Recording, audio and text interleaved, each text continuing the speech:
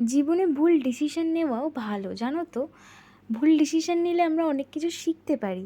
এই জ্ঞানটা এই কারণেই দেওয়া, কারণ সেই দিন আমরা 4 জনে মিলে একটা ভুল ডিসিশন নিয়েছিলাম। সেটা হচ্ছে এই প্রচণ্ড গরমে ঘুরতে যাওয়া, আবার দুপুর 12টার সময়।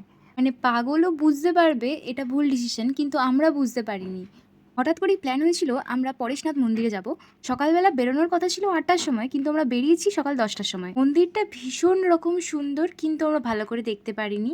প্রচণ্ড গরমে আখের রস খেয়ে গলা ঠান্ডা করে পেট ঠান্ডা করে আমরা ঢুকে গিয়েছিলাম মন্দিরে। যেহেতু মন্দিরটা পুরোটাই মার্বেল আর কাঁচ দিয়ে তৈরি, তাই পা পাতা যাচ্ছিল না। আমরা ক্যাঙ্গারুর মতো লাফিয়ে লাফিয়ে সিঁড়ি দিয়ে উঠেছি। আমার লোকে দেখে কি হাসবে, আমরা নিজেরাই নিজেদেরকে দেখে হাসছিলাম। চারিদিকটা এত সুন্দর, চোখ সরানো যাচ্ছিল না, কিন্তু আমরা চোখ চাইতেই পাচ্ছিলাম না, এত রোদ ছিল।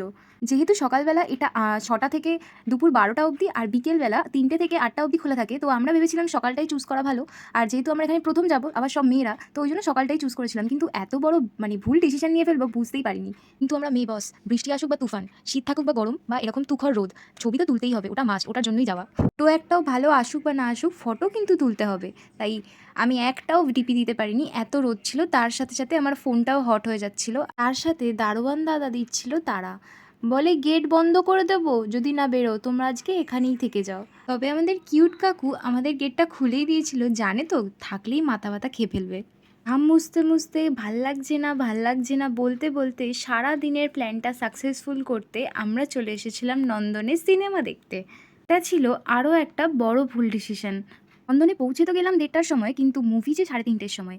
এতটা সময় কী যে করব বুঝেই পাচ্ছিলাম না। এক জায়গা থেকে আরেক জায়গায় উঠে যাচ্ছি, ভালোই লাগছে না, ছবি কত তুলবো। ছবি তুলতে তুলতেও আমরা ক্লান্ত হয়ে গেছিলাম। শেষমেশ সিনেমা দেখে সবাই বাড়ি গেলাম। তো সেই দিনটা আমাদের এরকমভাবেই কেটেছিল। তো এর থেকে আমরা এটাই শিখেছিলাম যে গরমকালে এরকম সকালবেলা তো আর কোনোদিনও বেরোবো না। আবার একবার এই পরেশনাথ টেম্পলে যাওয়ার খুব ইচ্ছা আছে।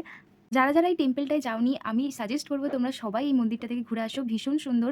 এটা হচ্ছে শোভাবাজার গৌরী বাড়ির কাছে। এর পাশাপাশি আরও প্রায় 5-6টা মন্দির আছে, তো তোমরা সেটাও ভিজিট করতে পারো। আমরা এর পাশে আর একটাই মাত্র মন্দিরে গিয়ে যেতে পেরেছিলাম, কারণ আর শরীর দিচ্ছিল না। তারপরেই আমরা নন্দনে চলে গিয়েছি। আরও একবার এই মন্দিরে যাওয়ার খুব ইচ্ছা আছে, কারণ আমরা পুরোপুরি দেখতে পারিনি ভালো করে। এত রোদ ছিল যে আমরা ভালো করে দেখতেই পাচ্ছিলাম না। আর যেহেতু আমরা শেষ সময় গিয়েছিলাম, তো ঘোরার সময় পাইনি। তো খুব তাড়াতাড়ি আবার যাব, কিন্তু এবারে যাব সন্ধেবেলায়। তো তোমাদের আজকের ভিডিও কেমন লাগলো অবশ্যই জানিও।